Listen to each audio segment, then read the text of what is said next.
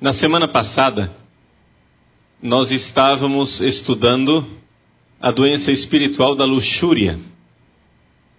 Em grego, a porneia. É a doença espiritual relacionada aos pecados contra o 6º e o 9º mandamento. Não pecar contra a castidade e não desejar a mulher do próximo. Nós gostaríamos de, nessa semana, iniciarmos uma reflexão a respeito da terapia dessa doença espiritual.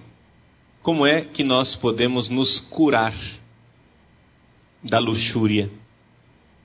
E a primeira coisa que nós temos que compreender é que, embora a luxúria seja uma doença que diz respeito ao nosso corpo, porque o sexo é algo de físico, ela é uma doença espiritual. Ou seja, nós precisamos começar a trabalhar no espírito, se nós queremos curar a doença da luxúria. E nosso Senhor notou isso muito claramente quando ele, no Sermão da Montanha, capítulo 5 de São Mateus, disse o seguinte: ouvistes o que foi dito, não cometerás adultério.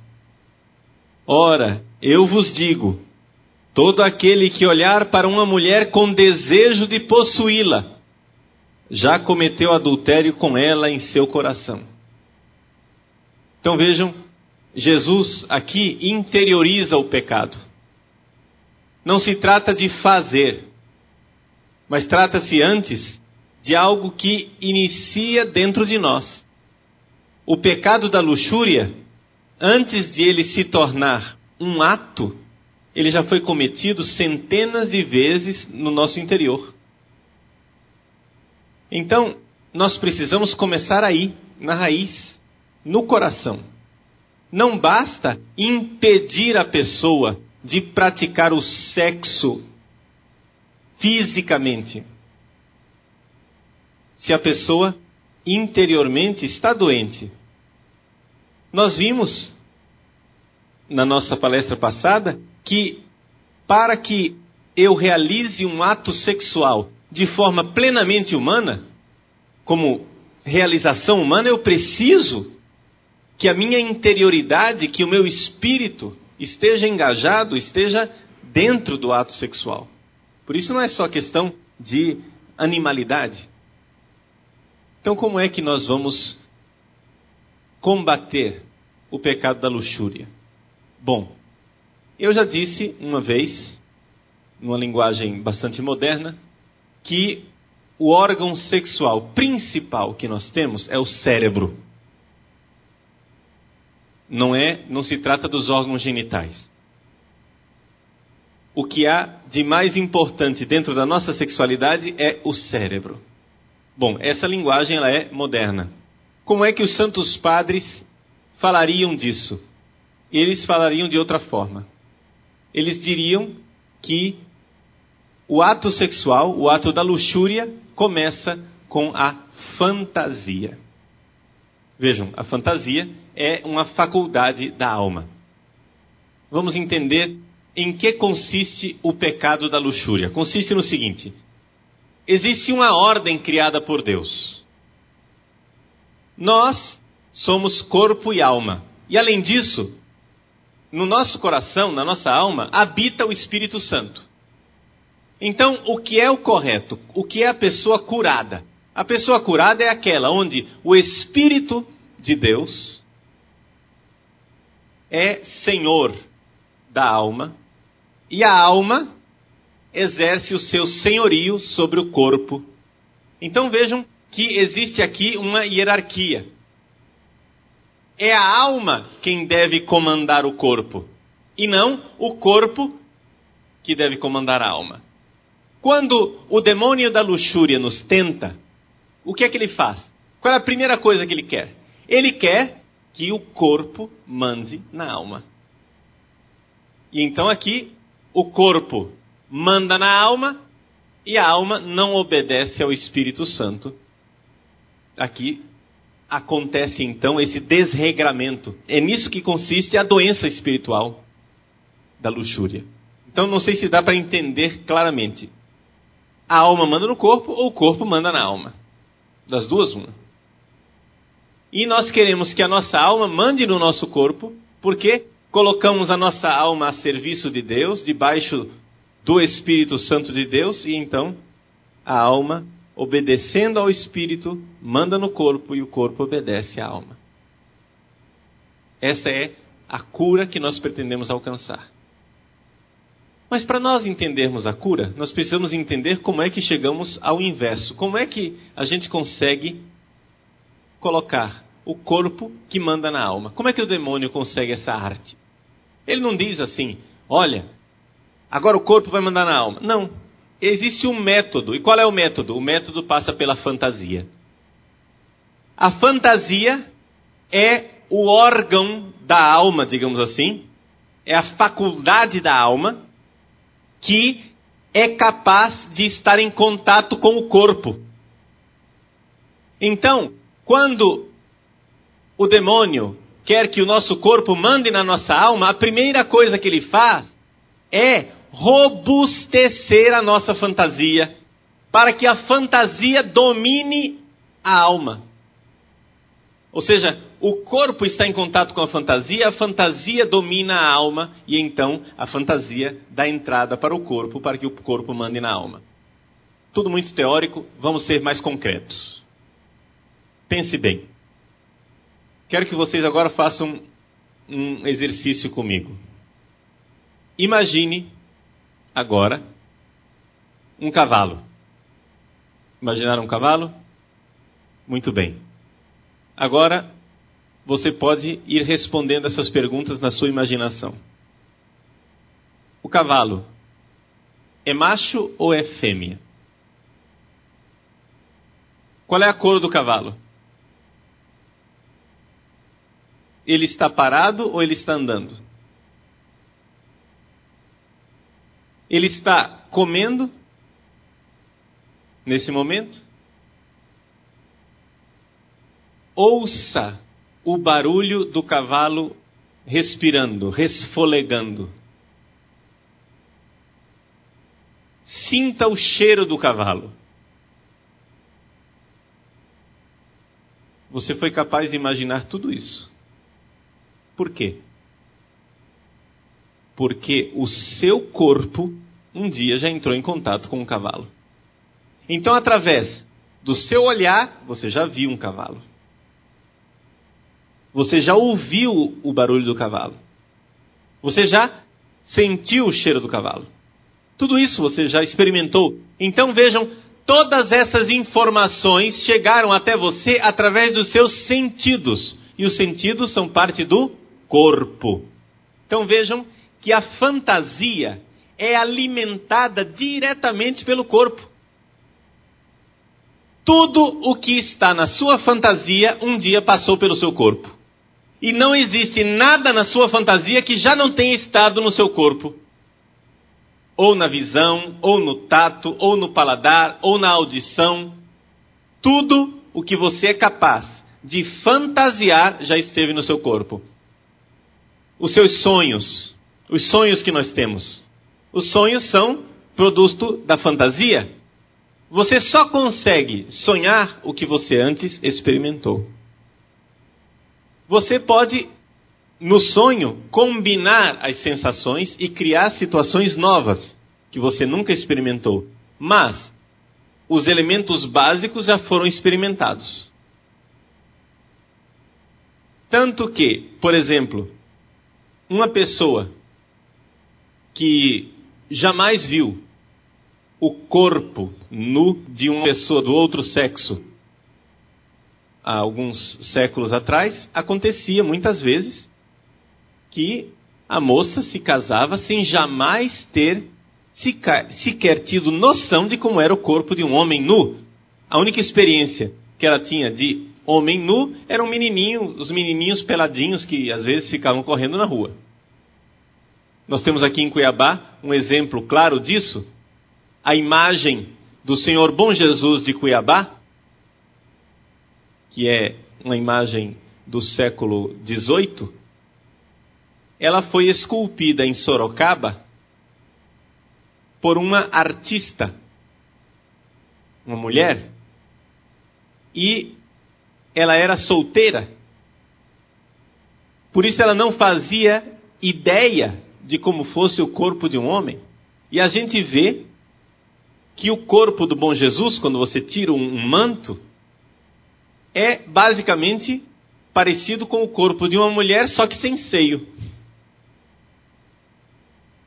Ou seja, o tórax é franzinho, os quadris são um pouco mais largos.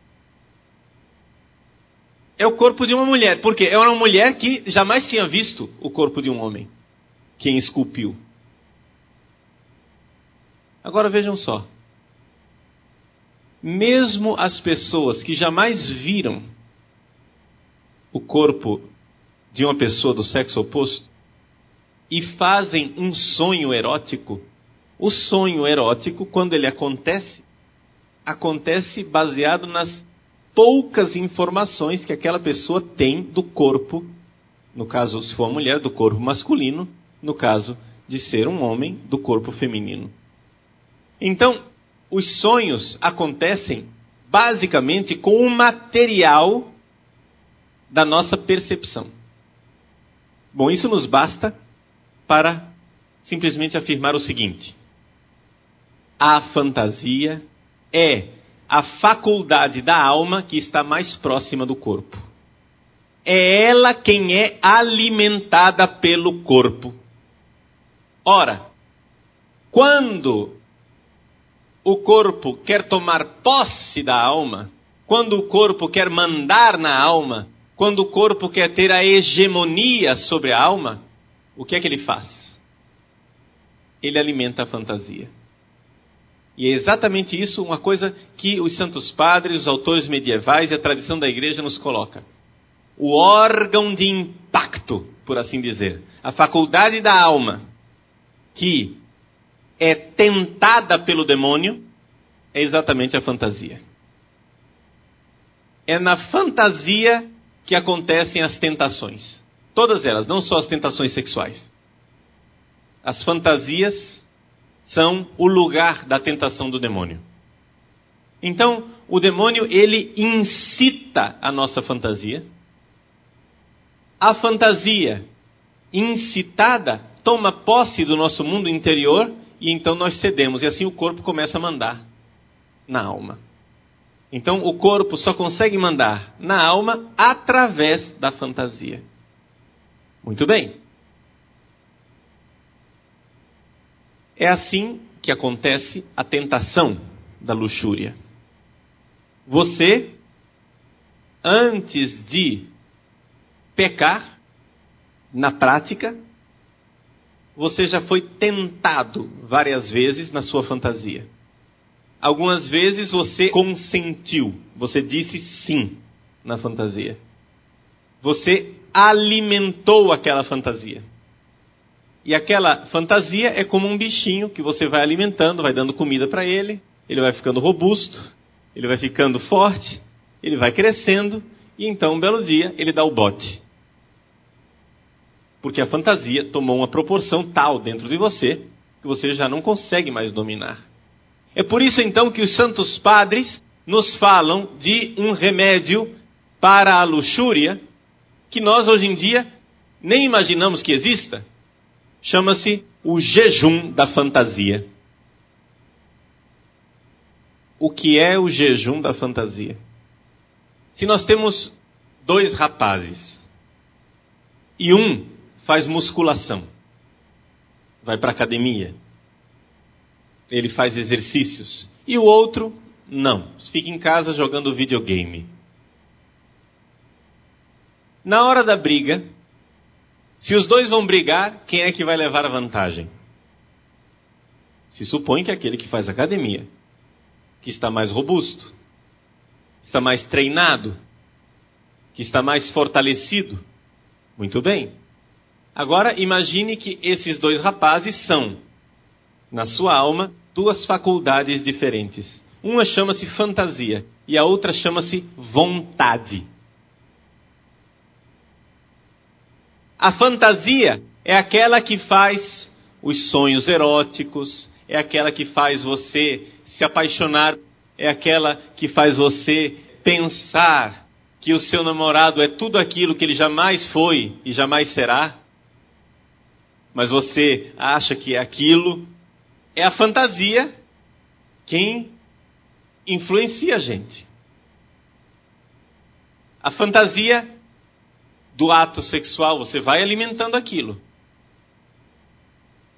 E a força de vontade? Ah, não, a força de vontade, hoje em dia a gente não precisa, não pode reprimir os rapazes, as moças, né? Não pode reprimir. Então, nada de repressão, vamos liberar geral. Você tem vontade de comer, meu filho? Pode comer. Tem vontade de dormir? Ah, deixa ele dormir, coitadinho. Ele está precisando dormir. Ele quer ir no parque? Ah, você quer ir no parque? Toma o dinheiro. Você faz todos os gostos da criança. Ela nunca exercita a força de vontade. Nunca exercita o não. Nunca exercita o dizer, é hora de levantar. É hora de trabalhar. É hora de estudar. Desliga essa televisão. Passou da hora. Isso aqui você não assiste. Se você exercitasse sua força de vontade, a musculatura da força de vontade estaria pronta e apta para, no momento da briga, dar um nocaute na fantasia, e a fantasia ficaria estatelada no chão. Mas o que é que acontece no dia a dia? Acontece exatamente o contrário. Nós exercitamos a nossa fantasia em excesso. E vejam só, não se trata somente de fantasias de luxúria. Não estou falando somente de fantasia sexual, não. Mas vejam que existe a fantasia da novela, a fantasia de filmes, a fantasia das revistas, dos romances. Tudo isso vai robustecendo a fantasia. Tudo isso vai criando um mundo fantasmático, ou seja, um mundo baseado na fantasia, em fantasmas, em realidades irreais. A sua fantasia vai sendo exercitada. Não, deixa o menino assistir todos os filmes que ele quiser. Pelo menos ele não está criando problema. Ele não está criando problema de fato. Mas enquanto isso a fantasia dele vai se robustecendo. Você não diz para ele, olha, desliga a televisão e vai jogar bola. Que pelo menos você faz alguma coisa de um exercício físico. Ou então, olha aqui, ó, vai aprender a tocar piano. Vai fazer alguma coisa de útil. Você vai ler esse livro aqui para mim e fazer um resumo. Exercício de força de vontade, de chegar e dizer não. Ora, se eu exercito a minha força de vontade, ela, então, tem força para um belo dia dizer não. Se eu não exercito a minha força de vontade, eu me sinto impotente. Muitos dos nossos jovens têm uma dificuldade imensa de enfrentar a tentação sexual. E eles dizem que são incapazes de vencer o sexo. Eu até acredito neles. Por quê? Porque é como um sujeito que pegou um braço e amarrou nas costas, e já faz 3 anos que está com o braço amarrado nas costas. Aquele braço já definhou. Aquele braço já está seco. E o outro braço é o braço com que ele faz tudo. O braço que está definhado é a força de vontade. É evidente que esse braço não vai conseguir controlar o outro que está robusto e forte, que é a fantasia, que é quem está mandando na vida dele. Então, não sei se deu para compreender como é que nós chegamos ao pecado sexual. Nós chegamos ao pecado sexual porque antes de realizar o pecado, nós já praticamos esse pecado na nossa fantasia uma centena de vezes. Gente, o pecado mortal não aparece como um raio num céu sem nuvens. Não é assim. O pecado mortal, ele é lentamente formado. Gradativamente as nuvens vão se acumulando, o céu vai ficando carregado, o vento vai soprando, começa a chuva e de repente um raio. Uma comparação que nós poderíamos fazer para entender o pecado mortal é como uma pessoa que cai num abismo. Ora, quem está num ponto seguro não vai nunca cair no abismo. Mas antes dele dar o passo final de cair no abismo, ele já deu centenas de pequenos passos na direção do abismo, compreendem? Se você está a 1000 metros do abismo, você não vai cair no abismo. Mas se você, o que é um passo, né? Eu não vou cair. Aí você vai dando um passo, 2, 3, 10, 1000. Um belo dia, você está na beira do abismo. E aí, para você cair, é só um passo. Para você cometer um pecado mortal, é só um passo. Mas por quê? É um passo muito simples, mas que foi precedido por uma multidão de outros pequenos passos. Então vejam, para nós nos curarmos da doença da luxúria, nós precisamos, em primeiro lugar, praticar um jejum da fantasia. O jejum da fantasia consiste nisso: tirar o alimento da nossa fantasia, fazer ela entrar em dieta. Entendem? A fantasia tem que entrar numa dieta rigorosa. Isso quer dizer que se distrair com romances, novelas e filmes é pecado? Não, não é pecado. Só que muitas pessoas estão numa tal situação de dependência do pecado sexual que precisam de um jejum da fantasia. Por isso Jesus nos alerta. Ouvistes o que foi dito: não cometerás adultério. Eu, porém, vos digo, se você deseja no seu coração, você já pecou. Ou seja, aquele pecado de adultério lá na frente começou no dia que você desejou. No dia que você alimentou no seu coração. Então é necessário que nós matemos um pouco este apetite voraz da nossa fantasia. E ao fazer isso, você está fortalecendo o quê? A força de vontade. A sua vontade vai se robustecendo. Você vai dizendo não. Eu quero assistir a novela. Não. Eu quero ficar horas na internet. Não. Não. Quantos jovens não conseguem se livrar do vício da pornografia na internet? Por quê? Porque se conectam na maior da boa vontade. Está lá conectando. Eu vou fazer uma pesquisa. Não, vou checar o meu e-mail. Eu vou ver se tem alguma novidade. Não, vou me informar nas notícias. E aí você vai, daquele propósito que você tinha, que era se conectar para ver o e-mail, você já diz, mas deixa eu passar em tal site para ver a novidade. Aí já começa a vagabundagem espiritual. Você já começa a vagabundear pela internet. Você se conectou para fazer uma coisa. E aí já começa a fazer outras tantas. A se lembrar de outras tantas. Aí você vai atrás. Aí vai, e vai, e vai. Depois, o pecado, como dizem os americanos, is just one click away. Está a um clique de distância. Né? Clicou, clique, pronto. E é impressionante como nós somos capazes de mentir para nós mesmos. Não vai acontecer nada. Não, pera lá, só a página inicial. Entendeu? Só tal coisa. E aí vai. E um pecado puxa o outro, e aí vai.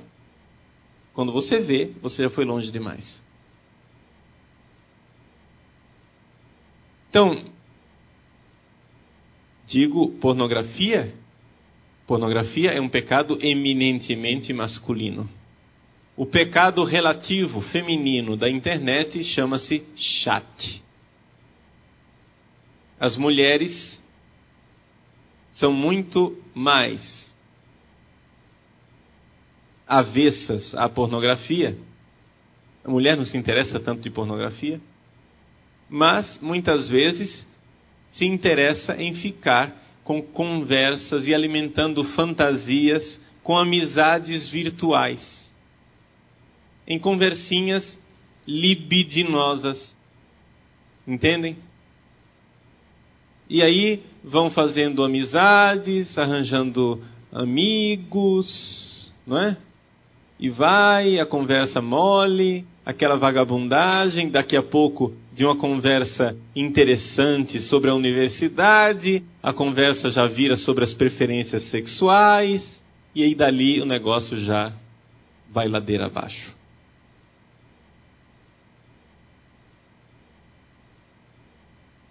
O principal órgão sexual é o cérebro, diríamos em linguagem moderna. Na linguagem dos Santos Padres, o órgão, os padres não usam essa palavra, mas usam a palavra faculdade. A faculdade da alma, a potência da alma que nos leva ao pecado sexual é a fantasia. Por quê? Porque o pecado sexual nos introduz num mundo irreal. Então, se nós queremos nos curar do pecado sexual, da doença do pecado sexual, nós precisamos cravar os nossos pés no chão da realidade, no mundo real. Quando a gente se apaixona, é muito importante a gente saber disso. Toda pessoa apaixonada está apaixonada por uma realidade que não existe. Está apaixonado, se você está apaixonado por algo que não existe, algo irreal, algo que não está no mundo. Quando a gente conhece uma pessoa, a gente conhece somente umas características dela. Você está numa festa, a menina está com o melhor vestido dela, com o perfume, está maquiada, está penteada. Ela está lá justamente para o galanteio, não é? Está lá para tentar cortejar alguém. Muito bem. Nada de ilícito aí. Não é isso? Eu não sou contra isso. O problema não é este. O problema é que você está se relacionando com o melhor daquela pessoa. Nenhum homem, nenhuma mulher tenta iniciar um namoro mostrando o que há de pior de si. Todo mundo mostra o que tem de melhor. Aí o que acontece? Você vê algo de bom e depois a sua fantasia completa o resto, e completa sempre de forma positiva. Então aí de repente é a princesa encantada, é o príncipe dos sonhos. Saiba, graças a Deus essa ilusão dura pouco. É só ela abrir a boca que a desilusão vai acontecendo. Depois de uma semana de conversa, aquela ilusão que era do tamanho das Torres Gêmeas dos Estados Unidos já se tornaram os escombros do dia 11 de setembro.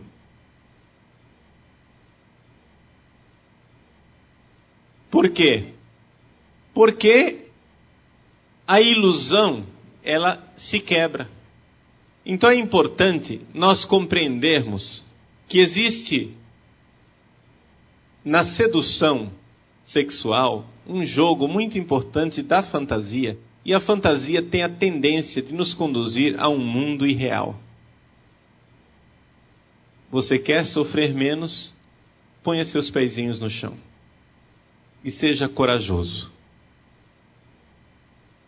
Coragem de enfrentar o mundo real.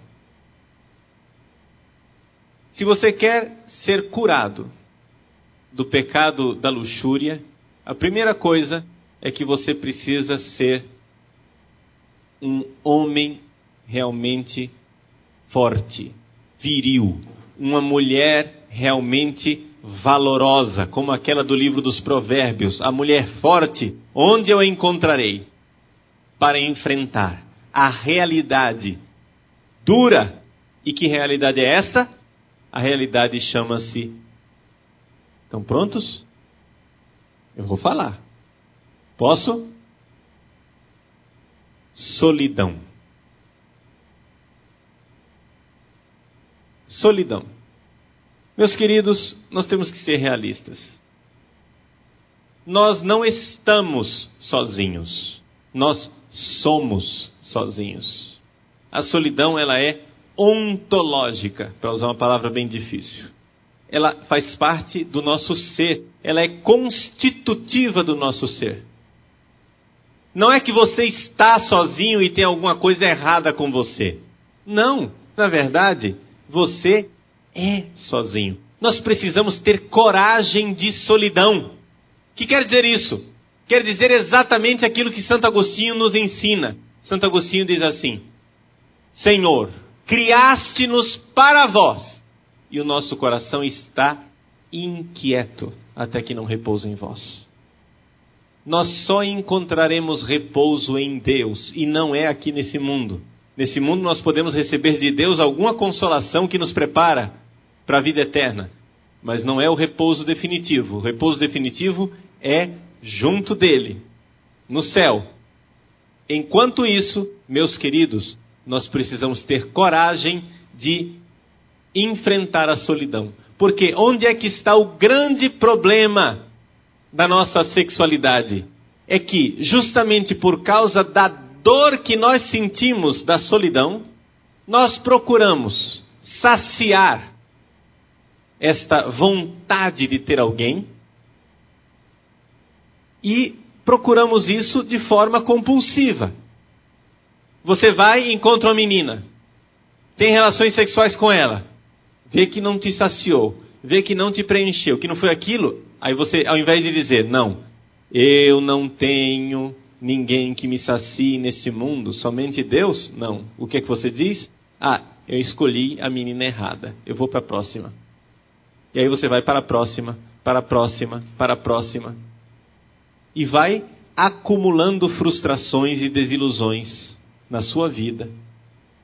Vai acumulando essas frustrações e essas desilusões. Mas o que você precisa mesmo é de uma boa dose de coragem para dizer: neste mundo, nada irá preencher meu coração. Se você é casado, se você é casada, e você vê que o seu casamento não está conseguindo preencher o seu coração, saiba, não há nada de errado no seu casamento. Não tem absolutamente nada de errado no seu casamento. Porque homem nenhum vai saciar seu coração, mulher nenhuma vai preencher o seu vazio. O que é então o casamento, padre? Pelo amor de Deus! O que é o casamento? Bom, o casamento é muitas outras coisas, tá? Mas nesse campo aqui da solidão, o que é o casamento? O casamento é uma companheira ou um companheiro com o qual você viverá a sua solidão. Vejam, nós podemos olhar para a solidão como uma desgraça, mas nós podemos olhar para a solidão como um dom de Deus. A solidão é um dom de Deus. Por quê? Porque ela permite o encontro. Uma vez, eu fui atender uma religiosa que estava com câncer de mama. Eu fui atendê-la e, no meio do atendimento, eu não somente ouvi, eu também falei da minha vida, falei um pouco dos meus problemas. No final do atendimento, ela olhou para mim com lágrimas nos olhos, e disse: Padre Paulo, obrigado. Fazia muito tempo que eu não encontrava uma pessoa. O que quer dizer isso? Ela mora numa comunidade religiosa, cercada de gente todos os dias, mas só existe encontro verdadeiro quando a minha solidão se encontra com a sua solidão. Por que é que os jovens adolescentes e arruaceiros não são capazes de se encontrar com ninguém? Porque eles não têm coragem de enfrentar a própria solidão. Esse é o problema. Eles chegam, e aí, cara, tudo bem? 10, muita pá, pá, pá, e aí, vamos lá, maneiro, barulho, tum, tum, tum, tum, tum, tum, tum, tum, tum, tum, tum, e vai. E manda ver. E barulho o tempo inteiro. Quando chega em casa, já chega cansado e quer simplesmente cair na cama. Porque não quer se encontrar com a própria solidão. Porque não tem coragem de solidão. Mas se você não tiver a coragem de enfrentar sua solidão, você não é capaz de encontrar uma outra pessoa. Somente se você tem coragem de enfrentar a sua solidão, você é capaz de se encontrar com outras pessoas. Quando eu, que me conheço e que vejo a minha solidão, abro o meu coração, o tesouro do meu coração, e mostro para o meu amigo, para a minha amiga, quem eu sou. E o meu amigo e a minha amiga abre o tesouro do coração dele ou dela e mostra quem ele ou ela é, na sua solidão. E aqui está o importante. Neste encontro, nenhum dos dois tem a pretensão de saciar a sede do outro. Porque quando você tem a pretensão de ser tudo para o outro, você termina se frustrando e frustrando a outra pessoa. Primeiro, porque você não dá conta. Segundo, porque a outra pessoa também não dá conta. Então é só uma frustração. Quando você se casa achando que a sua mulher ou seu marido vai ser tudo para você, meu irmão, cai na real. Põe os 2 pezinhos no chão. O famoso escritor inglês Tolkien, que escreveu o livro fantástico do Senhor dos Anéis, homem católico, tão católico que o primeiro filho dele foi um padre. Ele escreveu uma vez uma carta para um dos filhos dele, não o filho padre, um outro que terminou se casando. Ele escreveu para o filho Christopher. O filho estava namorando, ia se casar, e o pai aconselhou o seu filho dizendo: meu filho, a literatura do Ocidente fez um grande mal aos nossos jovens. Veja que aqui é um grande literato, porque ele era professor de linguística germânica antiga na Universidade de Oxford, na Inglaterra. Um grande literato dizendo: vejam, a literatura da Idade Média, do final da Idade Média, estragou os nossos jovens. Por quê? Porque desde o final da Idade Média, com os trovadores, eles começaram a cantar as mulheres como se elas fossem deusas, a escrever poesias a respeito das mulheres como se elas fossem nossas estrelas guias. Mas as mulheres não são nada disso. Um pai falando para o filho, hein? Olha o que ele disse: as mulheres são simplesmente nossas companheiras de naufrágio, que como nós têm a alma em perigo. Vejam a comparação que está por trás disso. Ele está dizendo o quê? Que nós naufragamos com o pecado original e que estamos no meio do mar, no mar revolto e encapelado, e que estamos agarrados na cruz de Cristo, boiando ali, querendo chegar ao porto seguro. Nós precisamos atravessar este mar.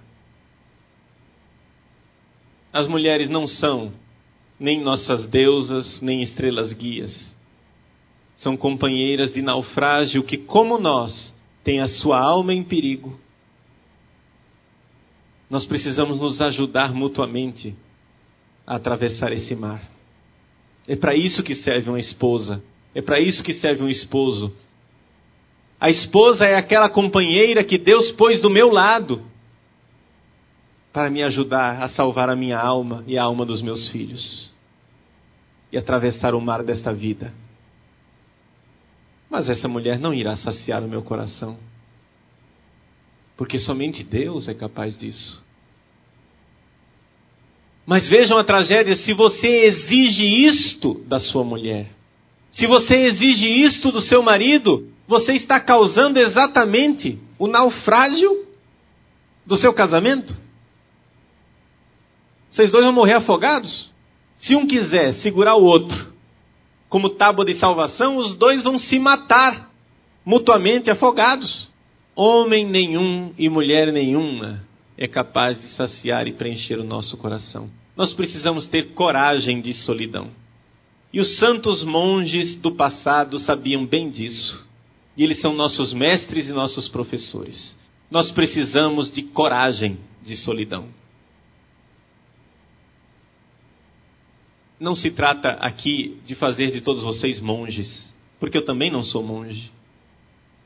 Trata-se de nós termos uma visão realista do coração humano. Porque quanto mais nós quisermos preencher o nosso coração com criaturas, tanto mais faremos mal a nós mesmos. As criaturas não dão conta de nos preencher. Então, se você quer um conselho, você que é casado, casada, você que tem namorada, namorado, se você quer um conselho, perdoe a sua namorada por ela não dar conta de ser deusa. Perdoe o seu namorado por ele não dar conta. E caminhem juntos, sem querer um saciar o outro ou preencher o outro, porque nós não damos conta disso. É essa ilusão de que nós encontraremos aqui nesse mundo alguma coisa que nos sacie, que nos leva reiteradamente ao pecado. É quando você diz, agora eu vou ser feliz. E aí tem aquela relação sexual e a felicidade não vem. Não, mas agora vai dar certo. Aí vai. E a felicidade não vem. Não, mas agora vai dar certo. E você vai tentando. E acumulando frustrações. Mas até quando você vai machucar você mesmo? Ponha um freio na sua fantasia louca. Ponha um freio neste mundo virtual no qual você vive. Os santos padres não usavam esse termo virtual. Eles usavam mundo fantasmático. Ou seja, um mundo criado na fantasia, fantasmas, ilusões. Ponha um freio nisto, nas suas fantasias. Pare de exigir das criaturas aquilo que elas não são capazes de dar. E enxergue o mundo real. E o mundo real é verdadeiro, mas não está dito que ele seja agradável. Jesus disse, a verdade vos libertará, mas não disse que a verdade ia ser agradável. A verdade, no mais das vezes, ela é dura de encarar. Porque é duro de encarar a solidão. Eu ensino muito aos seminaristas do nosso seminário que eles devem saber enfrentar a solidão. A solidão terrível do domingo à noite. Quando você se despediu de todas as famílias na porta da igreja e eles foram para suas casas. E você volta para a sua casa paroquial sozinho e encontra a comida fria na geladeira. Tem que colocar a comida no micro-ondas e ir dormir sozinho. A tentação de um padre é sempre arranjar algum programa fora. Ficar parasitando a família dos outros. Veja, eu não estou dizendo que não seja coisa boa um padre ter amizades nas famílias, porque isso é coisa boa. É coisa boa que um padre conviva com famílias. Mas o problema não é ter amizades em famílias. O problema é quando ele se torna um parasita, que ele não consegue mais viver, porque ele não se suporta e não suporta a própria solidão. E ele precisa desesperadamente arranjar algum compromisso até tarde da noite para chegar em casa cansado e mergulhar no travesseiro sem nem pensar na própria solidão. Meus queridos, um celibatário que viva assim é um péssimo serviço à comunidade. O padre precisa conservar a sua solidão. O padre precisa ter coragem de solidão, porque somente tendo coragem de solidão própria, ele é capaz de iluminar a solidão das pessoas casadas. Se eu não vivesse pessoalmente esta solidão, eu não seria capaz de estar aqui falando para vocês. E quantos casados vivem querendo se iludir? Mas quando finalmente encontram uma palavra que diz, olha, não exija isso da sua mulher. Não exija isso do seu marido. Quantos casamentos já foram salvos só por essa informação? Só para dizer, não existe nada de errado no seu casamento.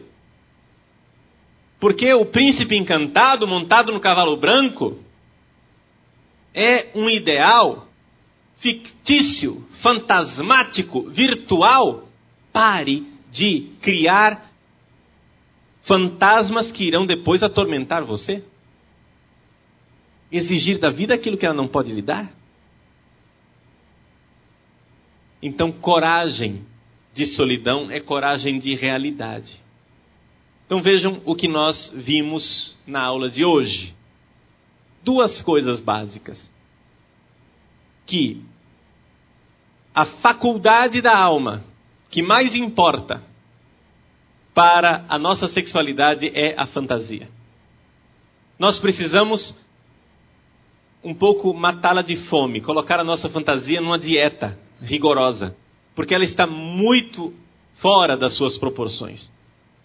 Ela está muito robusta, excessivamente desenvolvida. E a nossa força de vontade está pobrezinha.